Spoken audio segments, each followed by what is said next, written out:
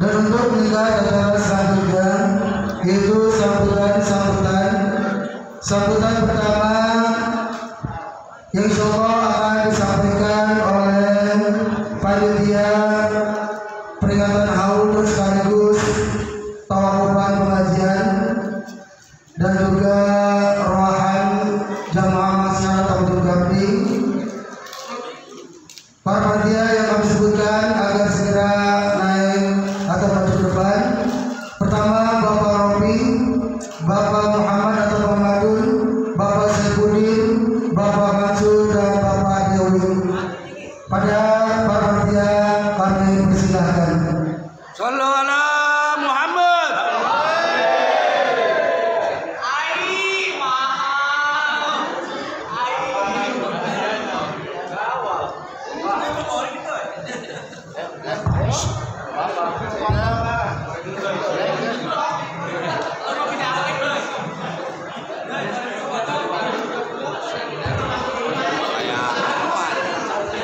Ayo sekalian makan nggak apa-apa. Ini anggapnya topping pulau ini.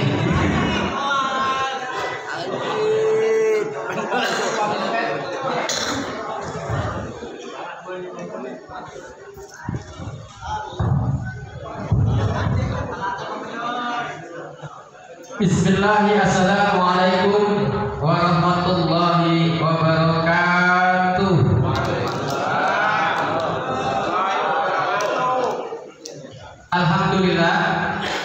Alhamdulillahirabbil alamin wa bihi nasta'inu ala umuri dunya waddin wassalatu wassalamu ala asrofil anbiya'i wal mursalin wa ala alihi wa sahbihi ajma'in amma ba'du. Faqad qala Allah ta'ala fi kitabihil karim a'udzu billahi minasyaitonir rajim. Bismillahirrahmanirrahim. Wa wasainal insana biwalidayhi hamalathu ummuhu wahnan ala wahnin wa fisaluhu fi 'amaini an ishkur li wa li walidayk ilayya al-masir. Faqala Rasulullah sallallahu alaihi wasallam uksiru dzikra hadhil ladza amma ba'd.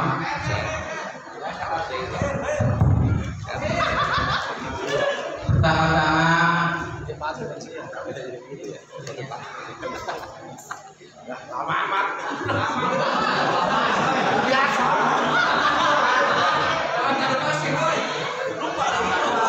Lupa dia.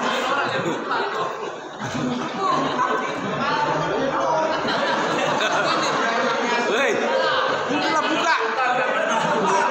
Kitabnya halaman berapa?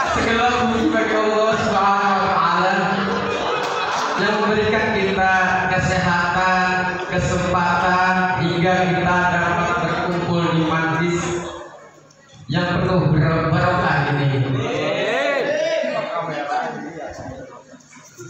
Selawat serta salam marilah kita senantiasa kita haturkan junjungan kita Nabi besar kita Nabi Muhammad sallallahu alaihi wasallam beserta keluarga, sahabat dan pengikut beliau hingga akhir zaman. Yang kami hormati para alim ulama, para kiai, para guru-guru, para tokoh masyarakat, para bapak haji, serta seluruh jamaah yang berbahagia. Wabil khusus kepada guru kita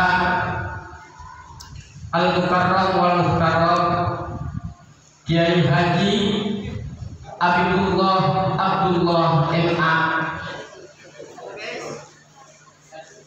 MA. Ya. Alhamdulillah telah dihadir di tengah-tengah kita yang kita tahu guru kita soal keilmuannya seluas samudra Pasifik dan samudra Atlantik.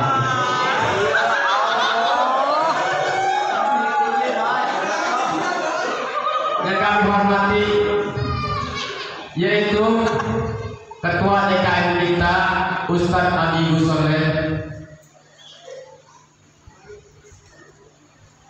Ya, lupa lagi. Ketua yayasan. Yang kita hormati Ustadz Mahdumi, Ya. Ade Mahdumi, Ketua Yayasan At-Taqwa 64. Abu Tapling. Alhamdulillah telah hadir di tengah-tengah kita. Yang kami hormati Al-Ustadz Muhammad Naim SPD Korek kita, abang saya. Alhamdulillah telah hadir. Emang di aku. Yang begitu merdu melantunkan ayat-ayat suci Al-Quranul Karim. Yang kami hormati Ustadz Sulaiman SPD, Al-Ustadz Bang Jawan, anak saya juga, Al-Ustadz Dedian Hendriana, Itu Ustaz Ali. Ustaz Ali udah kan? Al-Ustadz Muhammad Ali. Ya mohon maaf tidak disebutkan satu persatu, namun tidak mengurangi rasa hormat dan takdim saya. Berdirinya saya di sini, Ngapain? kami di sini bareng-bareng mewakili panitia guna untuk mengucapkan miliaran terima kasih kepada masyarakat kampung-kampung kami yang begitu antusias, kompak, luar biasa. Buset, semangat. Kita dari pengurus tidak bisa apa-apa kecuali dari jamaah orang kampung-kampung kami kita sendiri. Apabila di sana sini ada kekurangan tempat jamuan, semuanya mohon dibukakan pintu kemaafan yang selebar-lebarnya. Yang pertama ya. Ya, maaf. Akhir kala billahi taufiq wal hidayah. Summa salam. Wassalamualaikum warahmatullahi wabarakatuh. Waalaikumsalam warahmatullahi wabarakatuh. Terima kasih kita ucapkan. Demikian tadi telah kita sama-sama dengarkan sambutan dari panitia haul yang begitu gamblang, berantak ya teman-teman kami. Semoga kita bisa memahaminya dan bisa memakluminya. Alhamdulillah kita sudah belajar pada bulan ini. Alhamdulillah. Hadirin wa hadirat jamaah kaum muslimin wa muslimat rahimakumullah. Dan untuk sambutan kedua yang kali ini insyaallah akan disampaikan oleh Ketua DKM Masjid Nabiul Rahman Al-Ustaz Abu Soleh. Pada beliau kami persilakan. Sallu ala Muhammad.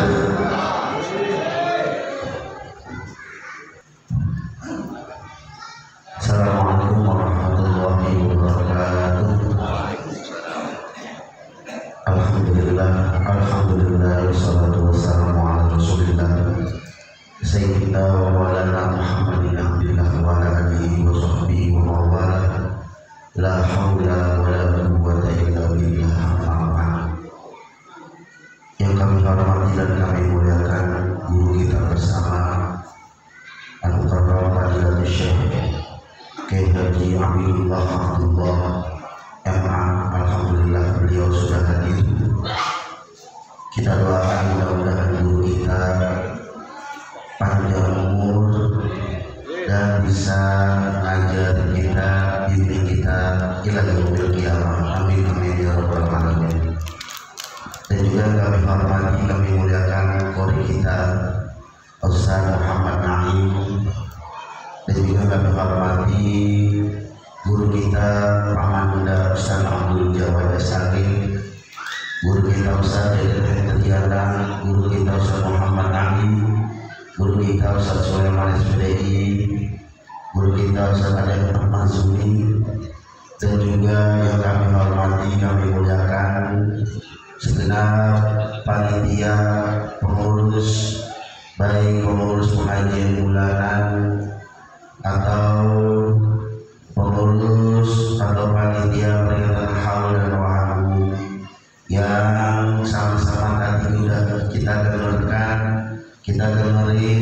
sambutannya begitu menggelegar ya.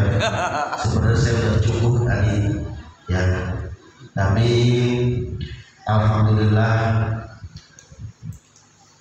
semuanya, bapak-bapak, para orang tua, para ibu-ibu semuanya bisa meluangkan waktunya untuk dapat hadir pada acara kita bersama, acara haul dan doahan umum.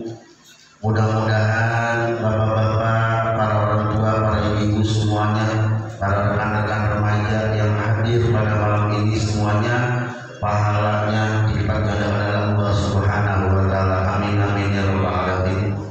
Langsung saja mempersingkat waktu karena sudah cukup malam.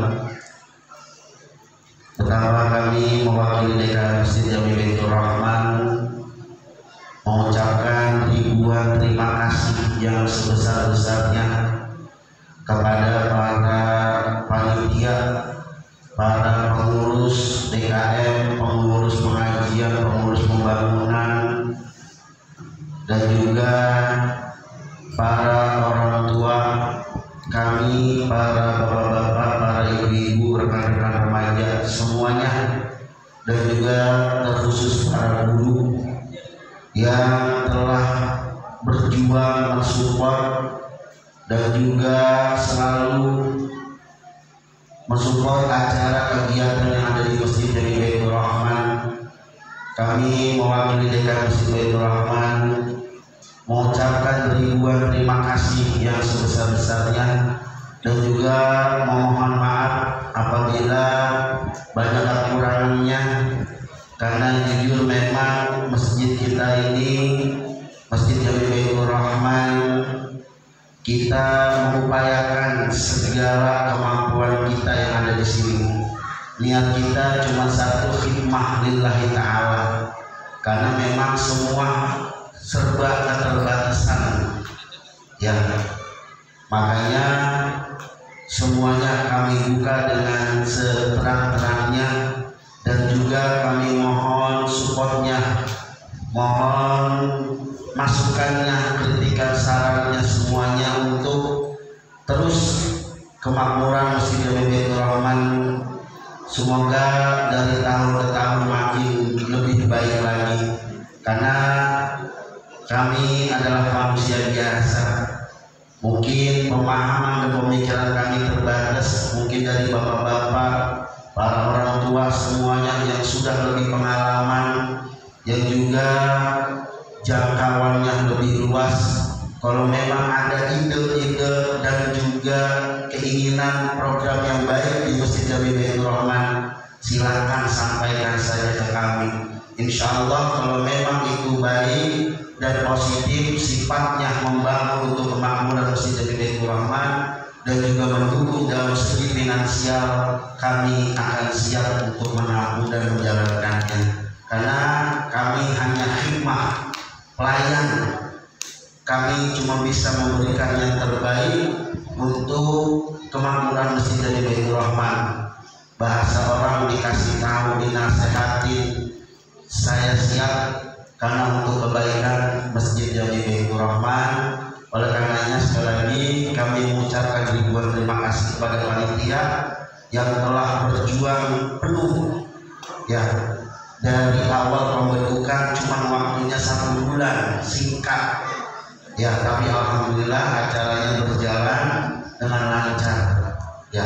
Dan juga kami mohon maaf sekali lagi yang sebesar-besarnya kepada para orang tua. Mungkin sikap kami, mungkin perilaku kami kurang berkenan di hati para orang tua semuanya, mohon dimaafkan yang sebesar-besarnya, dan juga mohon disampaikan apa aja kekurangannya biar kami bisa mengkoreksi dan juga bisa belajar lebih baik lagi untuk menjadi pelayan di Masjid Jami Baitur Rahman ini. Karena sekali lagi motor saya di masjid ini kita bersama-sama, makanya apapun segala apapun bentuknya di masjid ini pasti dengan musyawarah. Mau bentuk apapun itu, program apapun itu, kegiatan apapun itu pasti dengan musyawarah, tidak dengan sendiri. Ya, itu saja ucapan terima kasih yang bisa saya sampaikan dan juga permohonan maaf apabila banyak kekurangannya karena ini menjelang Ramadan. Sekali lagi kami atas nama pengurus DKM Masjid Baitur Rahman mengucapkan ribuan terima kasih yang sebesar-besarnya dan permohonan maaf dari kami. Wallahul muwaffiq ila aqwamit thoriq. Assalamualaikum warahmatullahi wabarakatuh.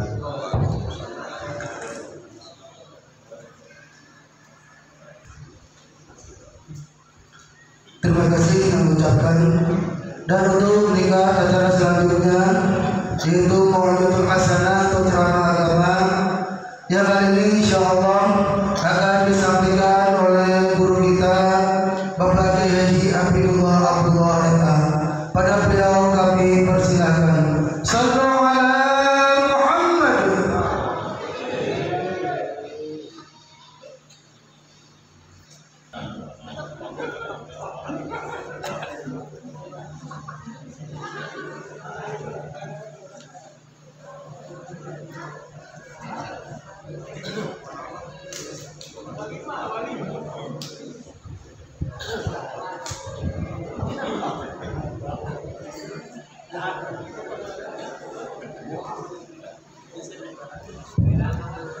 Assalamualaikum warahmatullahi wabarakatuh.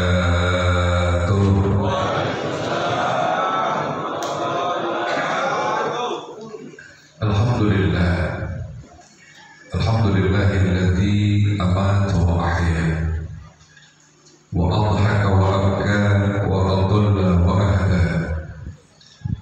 Wassalatu wassalamu ala sayyidina wa habibina wa syafi'ina wa maulana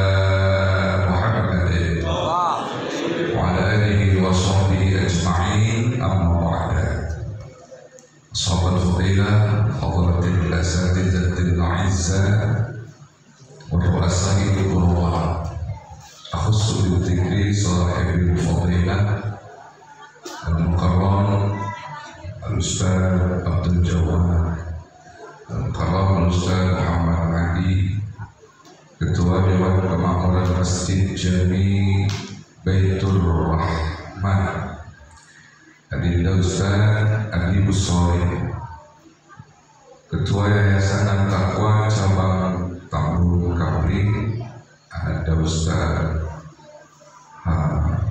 Mahzumi, juga Ustaz Sulaiman, Bapak Tisan, kemudian Ketua Panitia yang tadi telah menyampaikan kata sambutannya.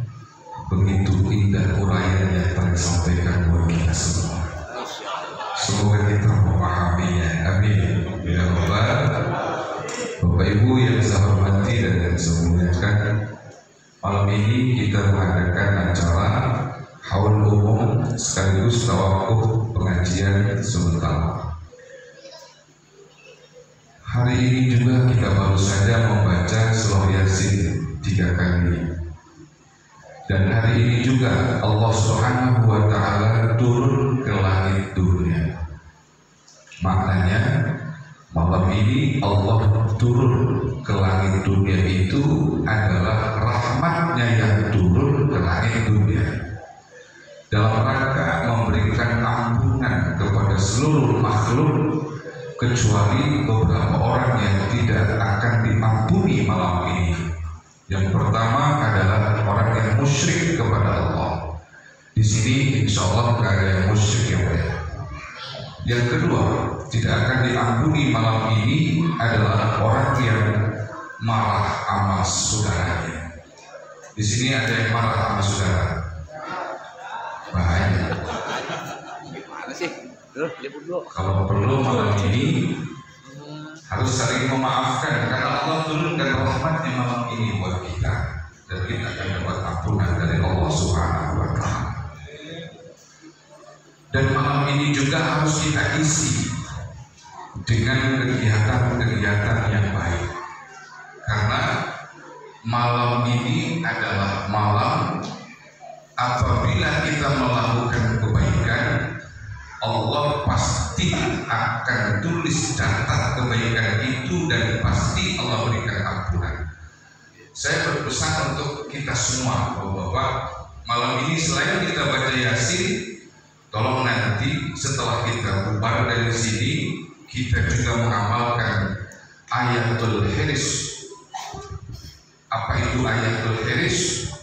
Ayatul Hirs itu artinya kita membaca laqad ja'akum rasulun min anfusikum azizun 'alaihi ma 'anittum harisun 'alaikum bil mu'minina raufur rahim sebanyak 500 kali.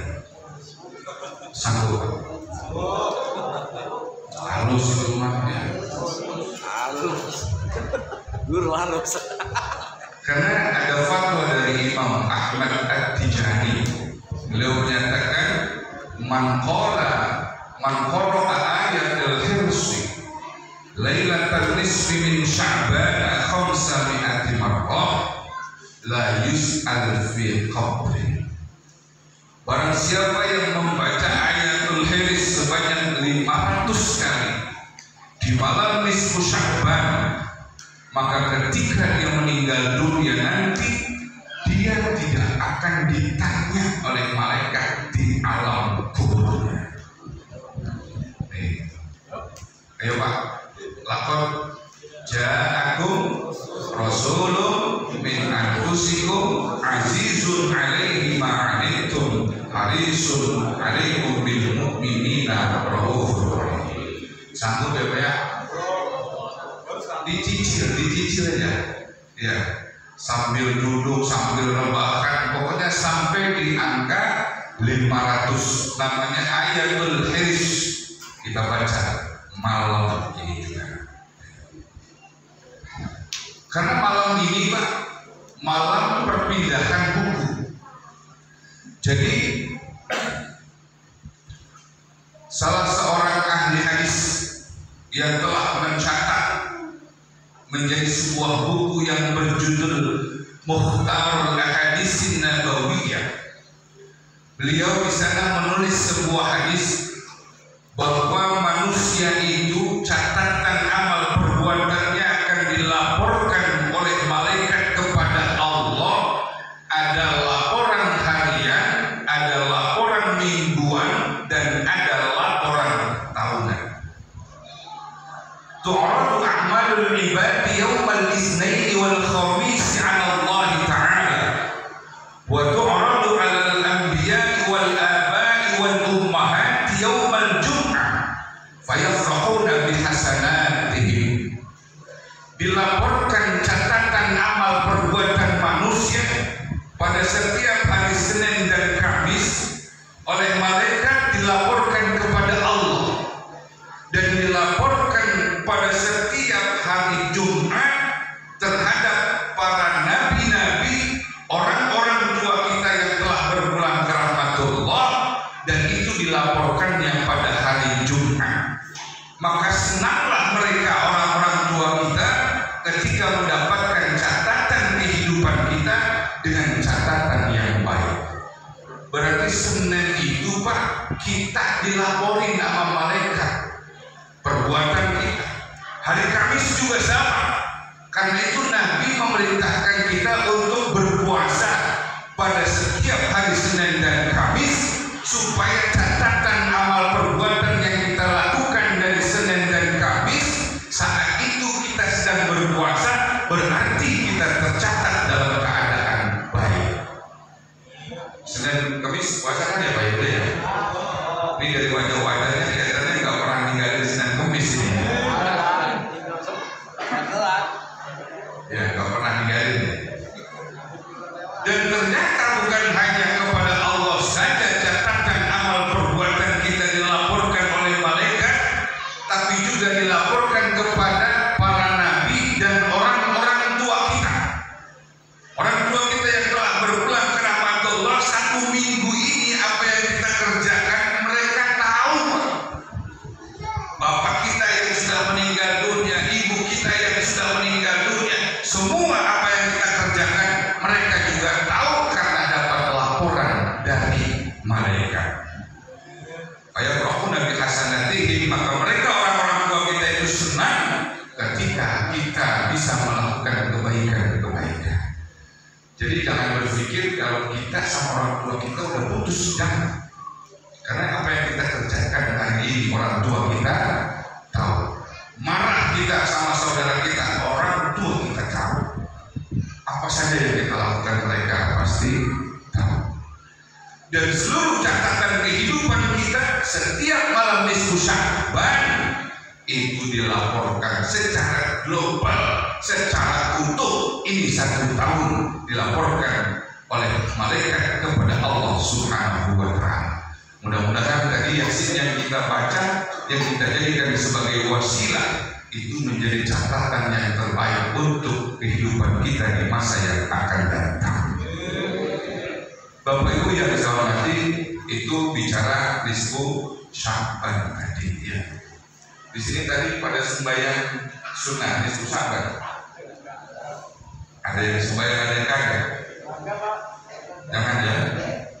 Jadi nisfu Sya'ban itu sekian banyak para ulama telah berfatwa tidak ada sholat sunnah nisfu Sya'ban. Dari 34 macam sholat sunnah tidak ada nisfu Sya'ban. Tidak. Yang ada adalah kita diperintahkan untuk memperbanyak sholat sunnah di malam ini.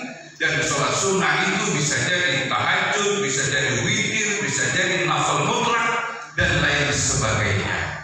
Ya, kalau sejarah nisfu Sya'ban ada sholatnya, itu hanyalah bersifat ulama lokal yang berasal dari Palestina.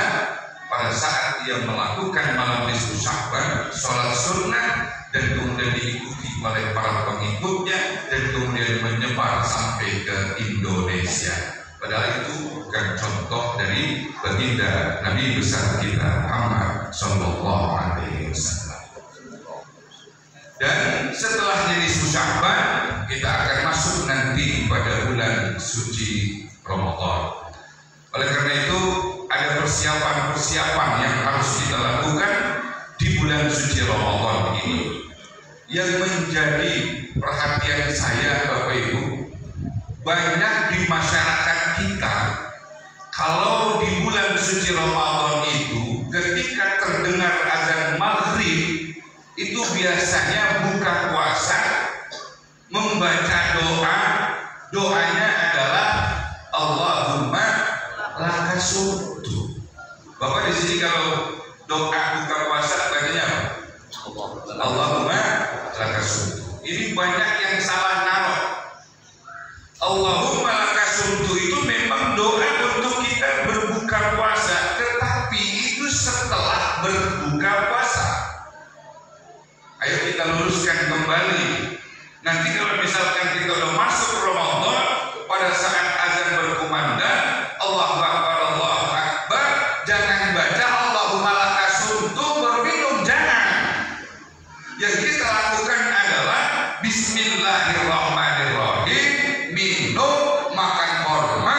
Setelah itu baru kita angkat tangan Allahumma lakasumtu. Nih kira-kira mana bapak-bapak bagaimana itu? Doa dulu baru makan. Lakasumtu dulu. Udah gitu pakai acara berbuka puasa bersama lagi. Speaker lagi bacanya rame-rame. Jadi ketawa. Ini normal Pak. Dari mana referensinya? Saya kalau bicara selalu berdasarkan referensi, ada mahfaz, ada rujukan, ada dalil yang kita ambil. Dalam kitab Nihayatul Zaid, dalam kitab Fathul Mu'in, I'anatit Thalibin, Al-Majmu' dan lain sebagainya dari Ma'asyiras Syafi'iyah, tidak ada satupun ajaran kalau kita buka puasa langsung baca Allahumma lakasumtu. Yang ada adalah kita melakukan ibtidah hakiki dulu.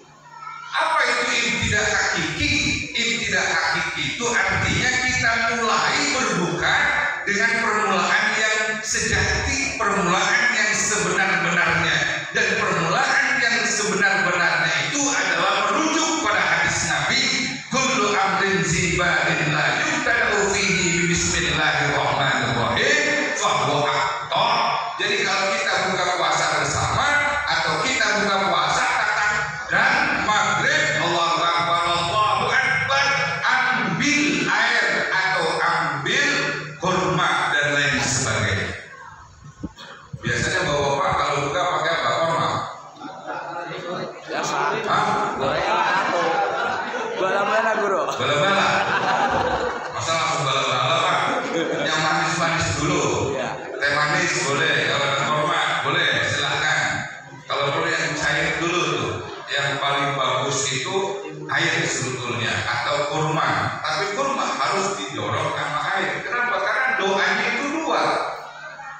riwayat.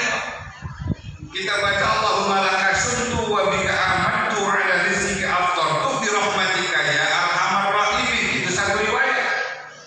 Zahabat dhamma wa tallatil urub wa sabatal ajru insyaallah. Itu riwayat yang lain.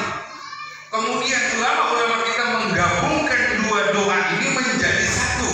Artinya berarti kalau kita berbuka puasa makan korma dulu silakan, baru air, atau air dulu baru korma, karena dua-duanya itu sudah masuk pada doa yang kita baca.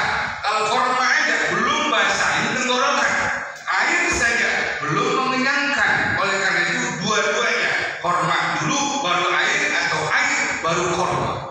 Itu tata caranya seperti itu. Dan doanya baru komplit Allahumma laka sumtu. Kalau ada yang bertanya dari dulu kagak ada yang ngajarin begitu, Ustaz? Hah? Pokoknya asal buka Allahumma laka sumtu, ya doanya begitu. Iya, enggak salah. Itu doa buka puasa bersama. Iya, itu doa buka puasa. Iya, cuma naruhnya doang yang salah. Mestinya kalau peci naruhnya di pala, jangan ditaruh di pundak. Artinya apa? Tidak hakiki dulu, buka dulu, baru Allahumma laka sumtu. Karena redaksi dari kalimat itu semuanya pakai fi'il madhi, Pak. Allahumma ya Allah laka sumtu, karenamu aku telah berpuasa. Wa bika amantu wa ala rizqika aftartu, dan atas rezeki dari engkau aku telah berbuka puasa. Jadi kalau belum berbuka, belum baca, udah buka baru baca, maknanya begitu. Salah naruh. Ya, cuma salah naruh doang, kayak salah. Naruhnya doang yang salah. Ya, berarti besok Ramadan dirubah. Ayo. Dan kalau buka puasa bersama, nanti udah ditanya, Bapak, mari kita buka puasa dengan mengucapkan Bismillahirrahmanirrahim. Kita makan, kita minum, setelah itu baru Allahumma laka sumtu. Itu yang benar. Baru ini ada penjelasannya. Alhamdulillah. Berarti malam ini saya menyampaikan tidak salah. Ya, ini harus diamalkan. Iya, bukan apa-apa. Nanti kalau bapak-bapak di mana-mana, bapak-bapak diminta untuk menjadi pimpinan acara misalkan. Terus bapak-bapak, ayo Pak kita baca doa bersama Allah Malaikat. Karena ada yang ngaji, siapa ini orang mana ini? Ya, jangan malu. Ini Ramadan ya, masuk Ramadan seperti itu. Dan nanti ketika kita niat, ini yang menjadi fardunya puasa, itu niat wajib tiap malam. Bagi Imam Syafi'i itu tiap malam wajib niat. Jadi kalau kita baca nawaitu shauma ghadin, itu menurut Imam Syafi'i wajib tiap malam. Kagak boleh ada yang lowong satu nggak puasa di itu. Kalau lupa ya, makanya ayo niat itu tiap malam. Dan niatnya tolong dirubah. Dulu pakai dona, sekarang harus pakai doni. Dulu Ramadan kan? Ya sekarang harus Ramadhani. Ini sudah tolong diingatkan. Jadi kalau kita udah ngaji ilmu nahwu, jangan sampai kita ini dianggap meremehkan kajian ilmu nahwu, karena memang tidak ada satupun ulama pada saat baca niat di bulan suci Ramadan yang pakai Ramadhana, nggak ada, kecuali Upin Ipin. Kalau Upin Ipin saya dengar itu Ramadhana dia. Ya. Ini sekarang kita udah ngaji, berarti Ramadhani hadhihi sanati lillahi.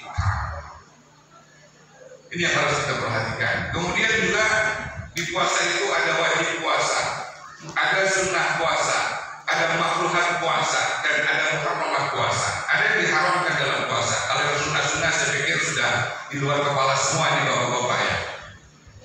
Yang diharamkan aja ini, awas. Yang diharamkan ini karena nanti akan berimbas pada hukuman yang berat kalau kita langgar. Contohnya melakukan hubungan badan di siang hari bulan suci Ramadan, itu berat kifaratnya,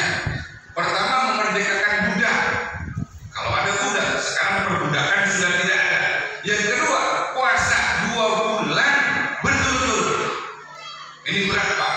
Ya, ini jangan sampai kita langgar. Khususnya yang muda-muda. Kenapa?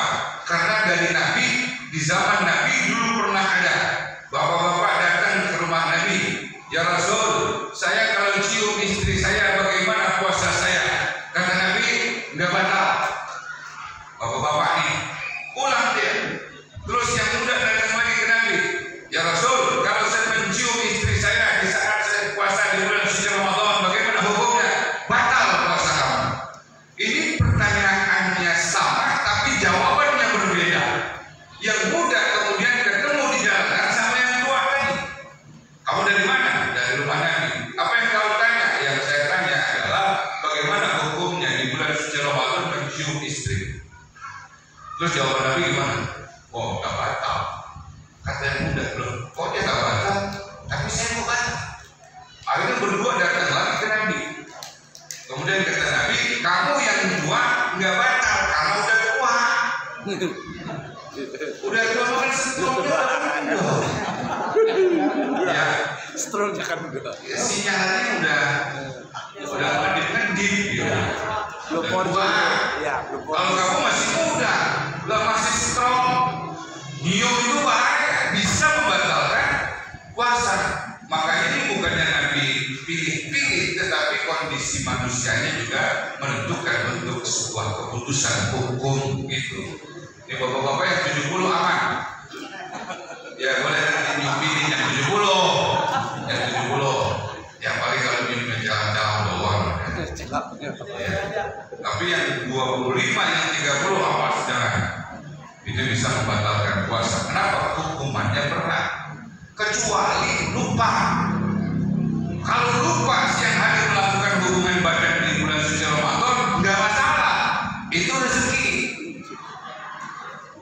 Kalau lupa, ya. Emang ada yang lupa Pak? Ada yang lupa ada.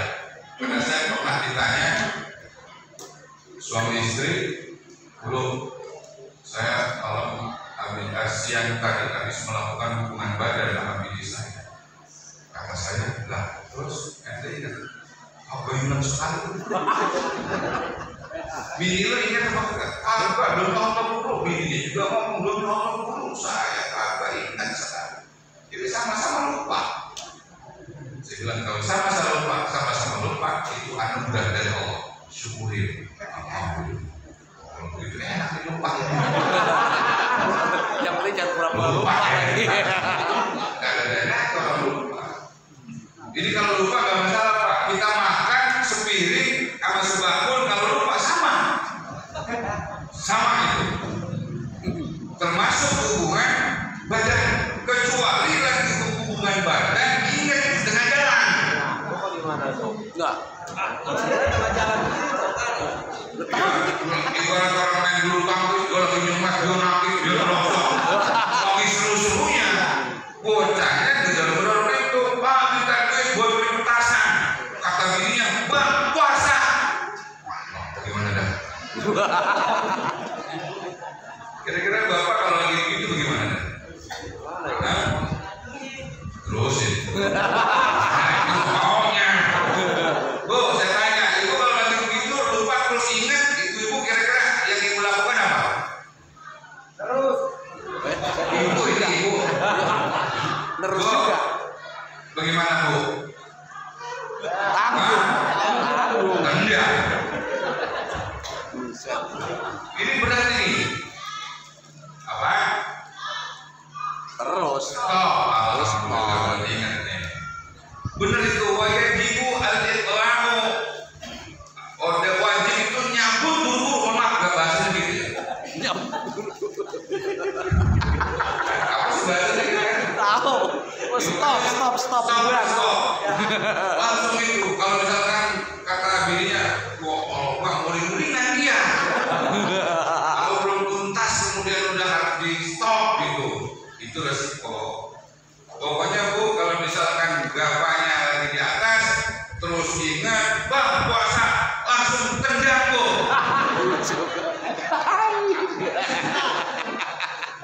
Tendang.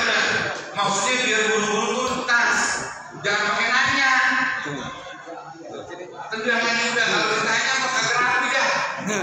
Bang, bagaimana bang? Tapi juga bingung ini. Bingung yang ada jawabannya. Padahal harus segera di stop, harus segera diselesaikan. Ini mungkin persoalan yang jarang terjadi, tapi bisa saja terjadi di antara kita. Oleh karena itu, saya mengingatkan supaya kita jangan sampai terjebak pada pelanggaran yang berat ini, karena hukumannya 2 bulan berturut-turut. Kita udah puasa 4 kalau 2 bulan itu kan 60 hari. Kita udah puasa 59 hari kurang 2 jam. Terus batal, wajib ngulangi lagi dari pertama. 60 hari wajib. Nah, ini berat ya. Kalau kita punya kesanggupan, tapi kalau kita nggak sanggup bagaimana? Ya saya kalau puasa 2 bulan berturut-turut nggak sanggup buruk, ya udah kalau begitu nanti ada celahnya, ada hukuman yang lebih ringan lagi, memberikan makan terhadap 60 fakir miskin. Silahkan itu memberikan 60 fakir miskin makanan, 1 orang fakir miskin 1 sok atau 1 mud.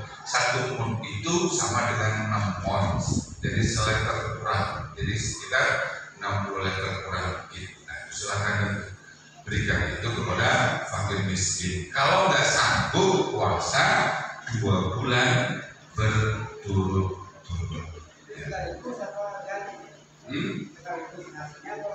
Kalau punya duit sekaligus, kalau punya duit.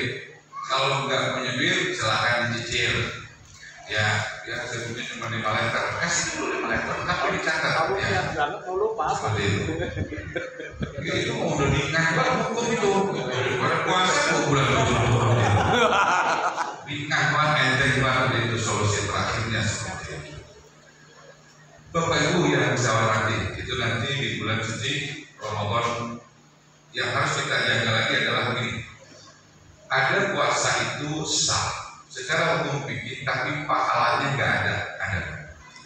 Nah itu ketika kita melanggar 5 hal, membuat puasa kita nggak ada nilainya. Pahalanya secara hukum fikih sah, tapi pahalanya nggak ada. Puasanya sah, tapi pahalanya nggak ada. Yang pertama, kata Nabi itu, khamsatun, ada 5 hal tubtilu shaum yang bisa membatalkan pahala puasa sah, tapi pahalanya yang nggak ada. Yang pertama al-kizbu, kizib, sekecil apapun kita melakukan perusahaan itu tetap akan menghilangkan nilai puasa kita. Ada bocah minta duit sama kita, Pak minta duit Pak, padahal kita punya duit. Kita jawab bocah, mana kamu bapak kamu punya duit? Habis pahala puasa, habis pahala puasa. Jangan jawab begitu bocah. Pak minta duit Pak, betapa berbetasan. Jadi pilih Pak tangan kalau bahasa saya. Mana bapak kagak megang duit Pak? Bener nggak? Mana bapak kagak megang duit? Dia bisa. Kalau kita jawab begini, kagak dosa. Tapi kalau bocahnya minta, itu di kantong.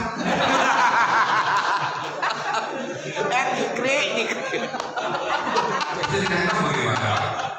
Jawab, oh ini kantong ada dong ini ya, tapi ini buat persiapan dulu tahu lain apa kata. Jangan sampai tuh satu ini. Yang kedua ghibah, ngomongin orang. Zaman sekarang Pak mau ngomongin orang itu nggak perlu pakai mulut, pakai tangan sekarang bisa melalui HP. Kita WA sama orang, kita ngomongin orang, awas ghibah juga. Nanti kan memang semua kita ini ya, ketika berada di akhirat kan mulut kita dikunci. Yang bicara adalah tangan kita. Jangan saja sekarang udah pada ngomong itu kan. Al-yawma nakhtimu ala afwahihim wa tukallimuna aydihim. Jadi tangan kita udah bisa bicara. Maka tangan ini bisa berbuat ghibah. Ini pun bisa menghilangkan pahala puasa. Ghibah. Yang ketiga namimah, ngadu domba. Apapun yang kita baca nanti jangan sampai kita mengadu domba. Artinya kita share ke orang lain, jangan sampai kita ada unsur namimah, mengadu domba. Kemudian yang berikutnya al-yaminul ghamus, melakukan sumpah palsu. Demi Allah kita bawa, tapi urusan bohong. Ini namanya sumpah palsu. Berapa duit pakai barang? Ini 3.000, misalkan 30.000, Bang 25 ya. 2 modalnya tak segini. Padahal modalnya 20. Dikatakan demi Allah 25. Ini juga sumpah palsu, habis pahala puasa. Nah, yang terakhir baru an-nadzu bisyahwah. Ayo memandang dengan pandangan syahwat. Ini laki-laki dan perempuan. Laki-laki melihat perempuan ada syahwat, perempuan yang laki-laki ada syahwat, habis pahala puasa ini. Tapi ini laki, saya fokusnya ke laki. Kalau perempuan mah jangan. Lihat bapak-bapak pakai tangan pendek, perempuan langsung kagak mungkin. Ya Bu ya. Ibu kalau siang hari bulan suci Ramadan ada bapak-bapak pakai tangan pendek, ibu nafsu apa kagak Bu? Kagak. Syukur dah. Tapi kalau bapak-bapak luar ke hadapan lidah, ada perempuan pakai tangan pendek, mulus.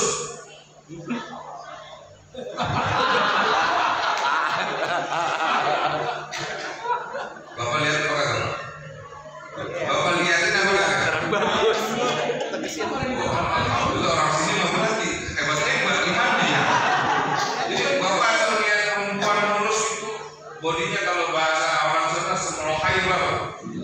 Masya Allah, astagfirullahaladzim. Langsung buang pandangan mata. Biasa begitu tuh ada. Kalau lihat nih ada sesuatu, ada sosok yang memang menggiurkan di depan mata bapak, habis lihat istighfar apa kagak Pak? Istighfar tapi liatin terus, kita balikin lagi. Caranya itu kalau secara hukum lihat, misalkan bukan lihat, kelihatan di depan mata kita, langsung kita diperintahkan untuk mengalihkan pandangan seraya beristighfar. Astagfirullahaladzim. Balik lagi. Nah ini yang dosa ketika balik lagi. Saat pertama dosa Pak. Astagfirullahaladzim. Langsung sholat. Kalau nengok lagi, nah itu dosa udah. Gitu. Ada yang punya teori ini kalau begitu Ustaz katanya kalau kita lihat itu yang dosa kalau kedipan pertama. Berarti kalau kagak menit, kagak dosa. Berarti ketika dia lihat dulu ngomong. Ya Allah itu dosa juga Pak. Ada unsur kesengajaan. Emang serba salah. Kita bawa motor, kalau misalkan kita buang pandangan kita ke sini, nabrak. Betul. Ya, kita nabrak. Kita bawa mobil, kalau kita melek, kita nabrak orang lain. Kok kagak mau di depan kita kan? Kita ada bahasa gini, kok kagak lihat, ya kan? Ya gue merem saya. Lihat barang bagus.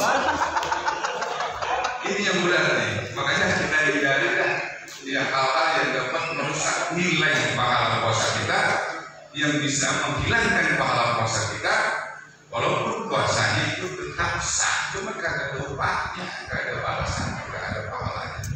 Ini hal-hal yang harus kita perhatikan, kita jaga. 5 hal yang dapat menghilangkan pahala atau nilai puasa kita.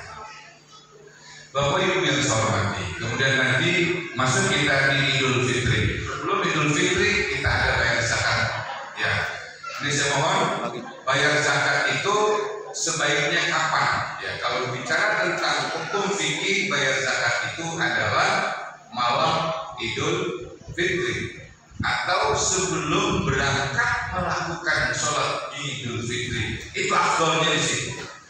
Tapi kalau misalkan kita bicaranya hari ini, kalau kita misalkan pagi-pagi takut biar ketemu fakir miskinnya, nggak apa-apa. Kita sebelum Idul Fitri 2-3 hari kita sudah membayarkan zakat kita. Kemudian kalau misalkan kita bayar zakat, apakah boleh pakai uang? Bapak Ibu, secara hukum fikih Imam Syafi'i itu kalau kita bayar zakat wajib dikuti balani, menggunakan makanan pokok satu negeri, Imam Syafi'i. Tapi Imam Abu Hanifah boleh pakai uang. Nanti silakan Bapak Ibu, kalau misalkan saya nggak ada beras, saya pakai uang, silakan. Dan terus kemudian kita dianggap talfik tidak? Kita dianggap mencampur adukan mazhab atau tidak? Jawabannya sederhana. Kita itu dianggap mencampur adukan mazhab jika kita melakukan satu qadhiyah hukum dan tercampur di situ. Satu qadhiyah hukum itu maksudnya satu lingkaran hukum. Orang sholat itu, orang bermazhab Syafi'i, sholat dengan wudu itu berbeda. Artinya masuk dalam kategori qadhiyah hukum dalam satu lingkaran hukum. Ketika kita sholat pakai cara Syafi'i, wudunya pakai cara Hanafi, ini berarti kita malfik mencampur adukan mazhab karena berada dalam satu qadhiyah. Tapi kalau misalkan di luar qadhiyah, zakat itu beda qadhiyahnya, lingkaran hukumnya beda dengan sholat, maka orang yang bermazhab Syafi'i ini boleh bayar zakatnya menggunakan mazhab Hanafi meskipun tidak dalam keadaan darurat karena dia berada di luar qadhiyah masing-masing, di luar lingkaran hukum masing-masing. Jadi nggak masalah tuh nanti kalau ada yang bayar zakat pakai duit. Kadang-kadang panitia ada yang pedor, zakat ada sisanya. Nggak ada pak sejarah, zakat ada sisanya, nggak ada. Harus dihabiskan sebelum Idul Fitri. Habisin atau sudah diberikan jatahnya tapi belum diambil silakan. Tapi yang jelas sudah ada akad diberikan kepada sebulan. Jadi kadang-kadang panitia pedor. Habis 2 hari Lebaran masih ada zakat yang tersisa. Nggak ada cerita zakat tersisanya. Harus habis pada saat sebelum hari raya. Nah, ini yang harus kita perhatikan. Dan juga pada saat nanti hari raya Idul Fitri itu nanti ada takbirnya ya. Takbirnya itu 7, 8 sama takbiratul ihram. Ini saya ingetin dari sekarang. Semoga nanti ada kesempatan saya ingatkan lagi. Karena banyak orang yang kurang memahami di sini. Kalau misalkan dia itu orang yang datang, dia jadi imam atau jadi makmum, imam sholat Idul Fitri, dia takbiratul ihram, Allahu Akbar. Setelahnya takbiratul ihram, dia langsung baca Fatihah. Ghairil maghdubi alaihim waladdallin, amin. Dia ingat, ya Allah, saya belum takbir yang 7 kali. Apakah imam harus mengulang takbir yang 7 kali? Ini nggak usah diulang lagi, wahai para imam. Jadi ketika sudah takbiratul ihram Allahu Akbar, mengucapkan alhamdulillahirabbil alamin, berarti sudah melakukan rukun salat dan yang lain sudah kalah. Tidak ada lagi kesunahan bertakbir 7 kali. Karena di sini dulu ada Pak, saat saya jadi agen baru, saya itu sholat dan kebetulan imamnya habis ghairil maghdubi alaihim waladdallin, itu imamnya ingat belum takbir 7 kali. Dia takbir Allahu Akbar. Yang di belakang di jalannya dia ruku. Allahu Akbar. 2, 3. Allahu Akbar. Dia sujud. Allahu Akbar. Dia duduk di antara 2 sujud. Allahu Akbar. Dia sujud lagi. Allahu Akbar. Dia duduk di antara 2 sujud. Allahu Akbar. Dia sujud lagi. Imam baca surah. Dia lagi sujud. Dan itu di belakang pada teriak. Wah, bagaimana sih saya ini? Ini kan nggak ngerti. Ini jangan sampai begitu ya. Jadi takbir itu yang 7 itu hukumnya sunnah. Dia akan hilang otomatis ketika takbiratul ihram dikumandangkan, dia baca Fatihah. Udah nggak ada pengulangan takbir yang 7 kali. Ini para imam saya ingatkan ya. Nah, bapak-bapak nanti tinggal ditambah aja itu. Ya, waladdallin, amin. Terus imam Allahu Akbar, subhanallah, ingat deh, jangan udah baca surah. Gitu, ini yang harus diperhatikan. Ini kadang-kadang banyak yang keliru di sini. Bapak Ibu yang saya hormati, ya. Mudah-mudahan setelah kita melakukan itu Sya'ban dengan permintaan kita tadi agar kita diberikan karunia panjang umur sehat walafiat, semoga kita nanti masuk bulan suci Ramadan dapat melaksanakan ibadah puasa dengan sebaik-baiknya sehingga kita termasuk orang-orang yang dibersihkan oleh Allah seperti bayi yang baru dilahirkan dari rahim ibunya. Al-Fatihah.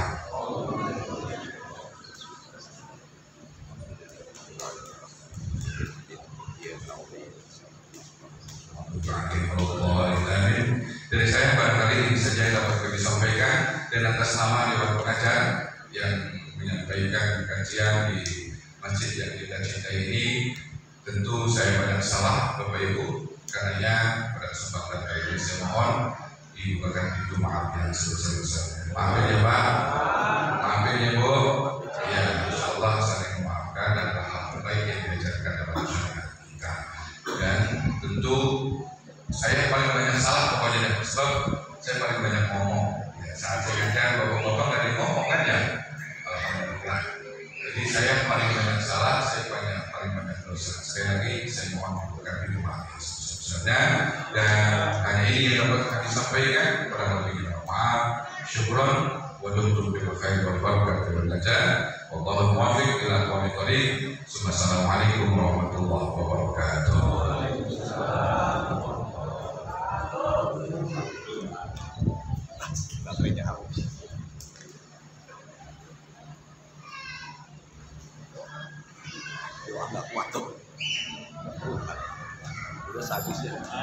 Terima kasih mengucapkan. Demikianlah tadi telah sama-sama kita dengarkan dengan seksama. Mohon jatuh hasanah yang telah disampaikan